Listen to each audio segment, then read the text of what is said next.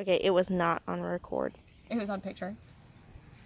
Good morning, boys and girls. Thank you so much for joining us today.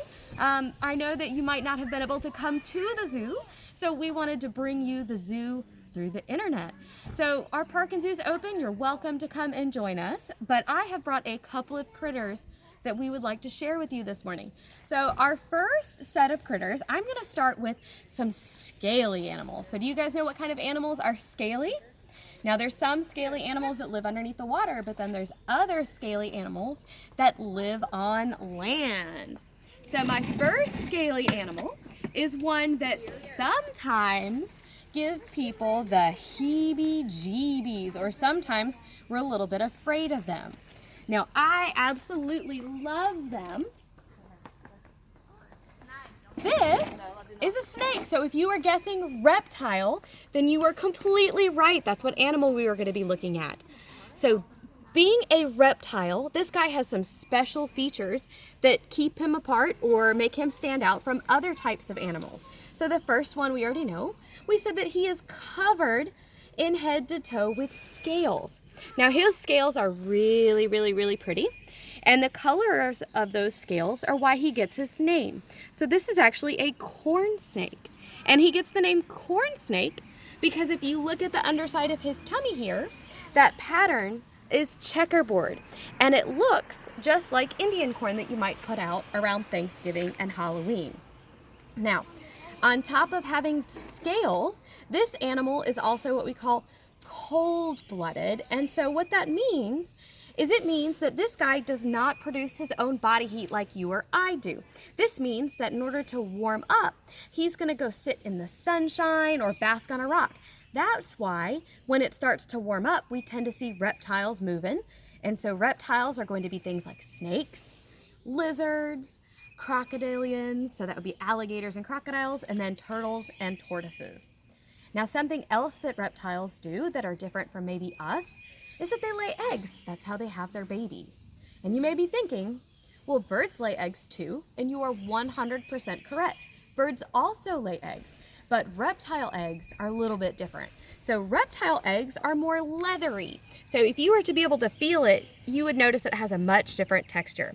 Now what I have in my hands here is I actually have two different types of eggs. I have a bald eagle egg, and I have an alligator egg. Now the bald eagle egg, if I were to hollow it out, and that's exactly what we did, is we hollowed it out. So basically we took out that yolk and that white stuff that you would see when you're eating your eggs, okay? This egg would still hold its form or hold its structure. Now if I were to hollow this egg out, this alligator egg that I have in my hand, it would eventually shrivel up because it doesn't have as much calcium inside of the shell. So that's what keeps those eggs and makes them a little bit different. Bird eggs have a lot more calcium, so they're going to hold their shape.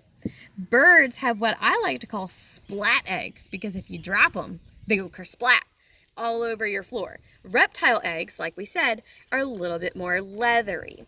So we have learned that reptiles have scales covering their body, so 100% of their body is covered in scales.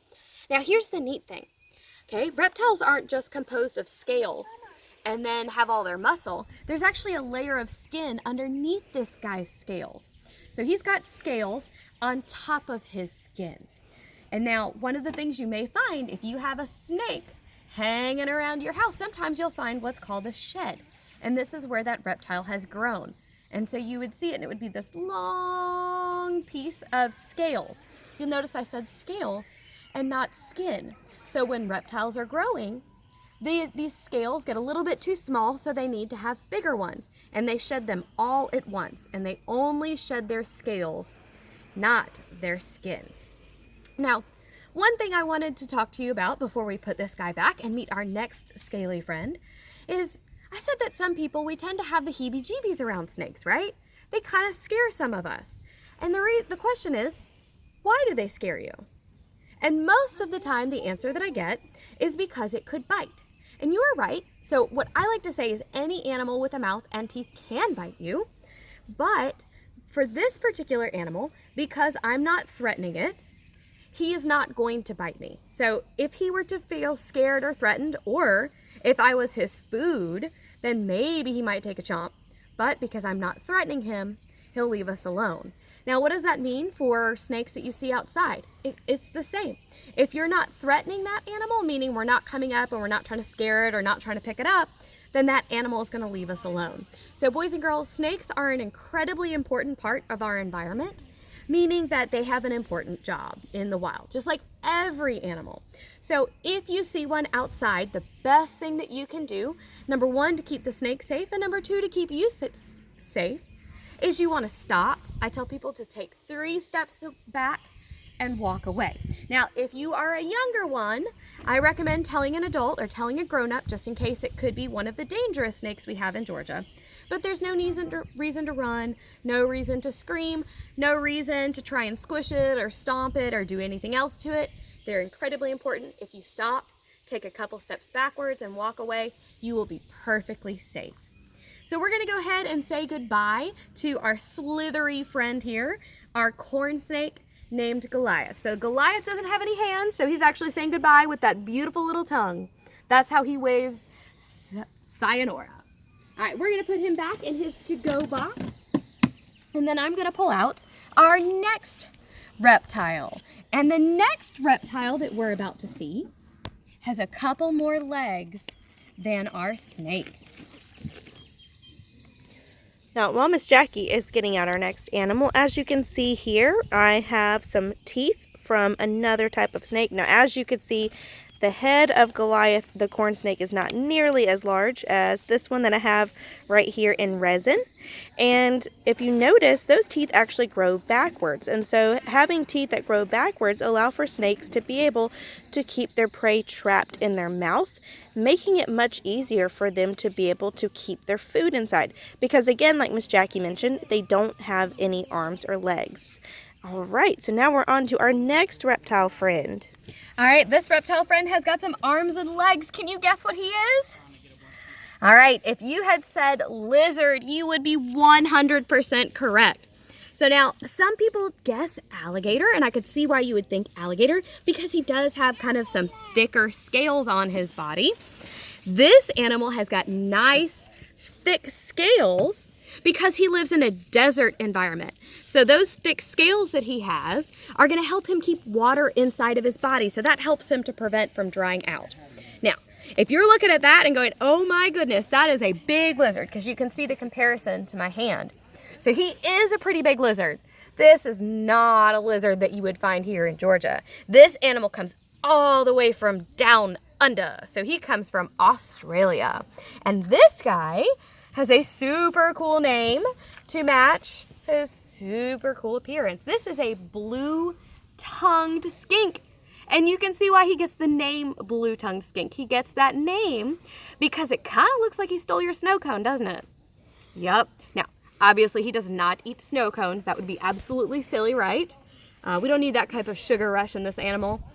But he is an omnivore. So what that means is that this skink here will eat both vegetables and plants. So here with us at Cheehaw, what he gets on a daily basis is a lizard salad. Our lizard salads are composed of some lettuce that we get, kind of like you buy salads from the store.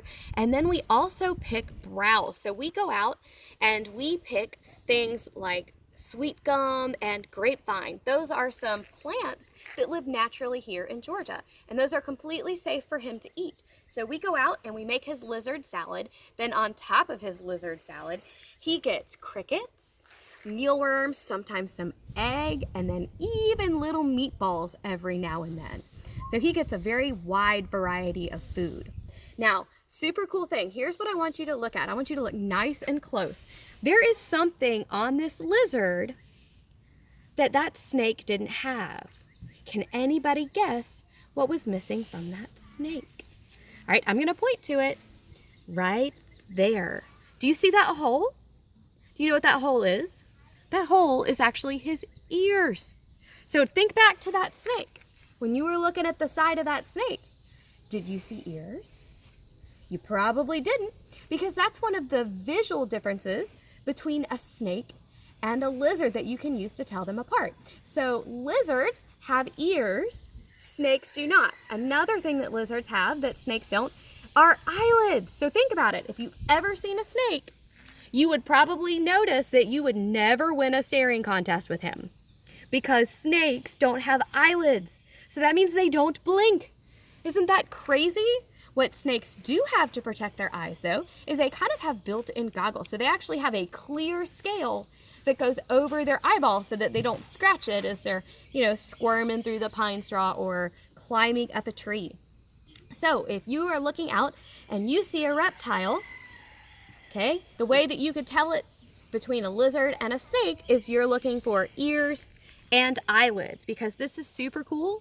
Here in Georgia, we actually have lizards that don't have legs. How crazy is that? All right, so as we can see, this guy has legs, but we have 3 species of legless lizards that live here in Georgia, and we actually have one that lives here at Cheaha. He's on exhibit, but a lot of times we don't see him because he likes to live under the ground. Now this one we said lives on top of the ground. As a matter of fact, he is a very ground dwelling type of animal. So he does not like to climb very much, nor does he like to burrow.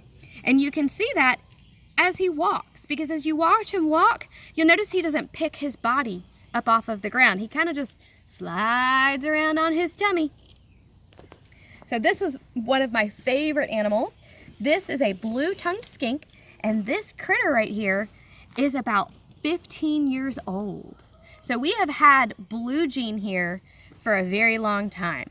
So I'm gonna pick Blue Jean up, let you see the super cool feature on him one more time, that blue tongue. And that is actually where he gets his name. Boys and girls, I said this is Blue Jean, and Blue Jean's full name is actually Blue Jean Simmons. So we're gonna wave arrivederci to Mr. Blue Jean here. He's gonna go back into his to-go box, and I will pull out our next critter that is waiting to meet us. Okay, so our next critter is something you may have seen before. They're one of my favorites because this next one is one that might make a great addition to your home. So who knows what this is? This is a guinea pig. Yeah, he is a super cute guinea pig. This is Hershey. So we have 2 boy guinea pigs that live here with us at Cheaha. We have Hershey and Rhesus. Hershey here has actually got black and white markings. And then Rhesus, you probably guessed it, has got brown and white markings, just like our favorite types of candy.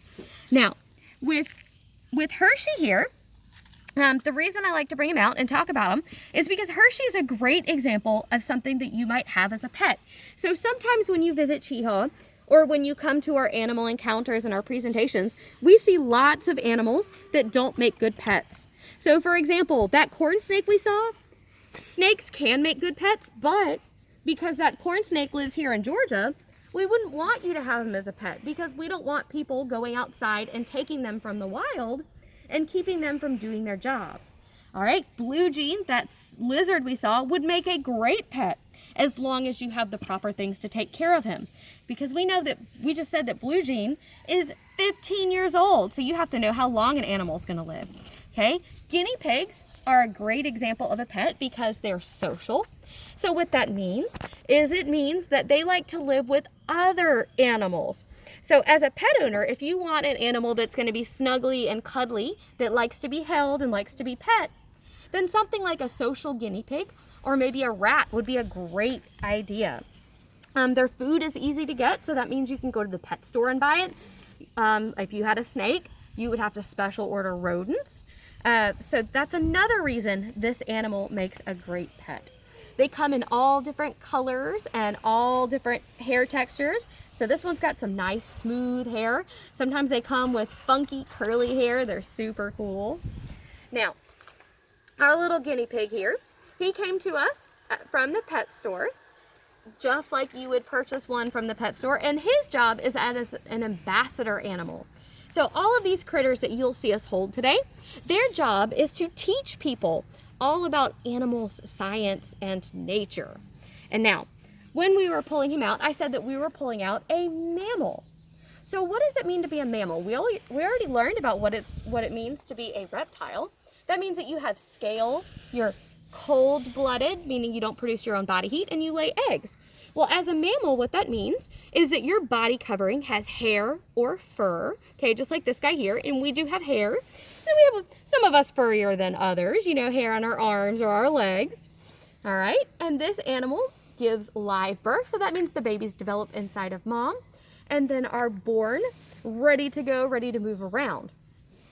Then one of the last things that make mammals really special is that mammals are really good at producing food for their babies. So female mammals produce milk for their young. And so that's something that's really unique to mammals because no other types of animals do that for their babies. So a lot of people like to ask, well, where does this animal come from? So this animal is native to South America. So they're not native to North America. But the next animal we're going to see is we're actually going to get to meet this guinea pig's cousin that you may find in your very own backyard. Now, a guinea pig is a type of rodent. So that means he's related to rats, squirrels, mice, animals like that, even a porcupine. How crazy is that? The porcupine is our biggest rodent that we have here in North America. So I'm going to go ahead and put Hershey up. He did really, really good for us. Hershey's actually one of our newest education animals. He joined us in March. That's when Hershey came to be a part of our family. So we're really proud and excited that he was so calm. We always want to make sure that whenever we're handling our animals or whenever we're using them for presentations, that they're calm and they're not stressed out. So we're really proud of him. We're going to put him back and we're going to pull out one final animal. My next animal, remember I said that it was the guinea pig's cousin? This next animal is another type of rodent. This next animal, whoop, gotta find her. What do we have here? But we have a flying squirrel. So this flying squirrel, I was saying, is a rodent, and you can find them here in Georgia. As a matter of fact, we have them all over.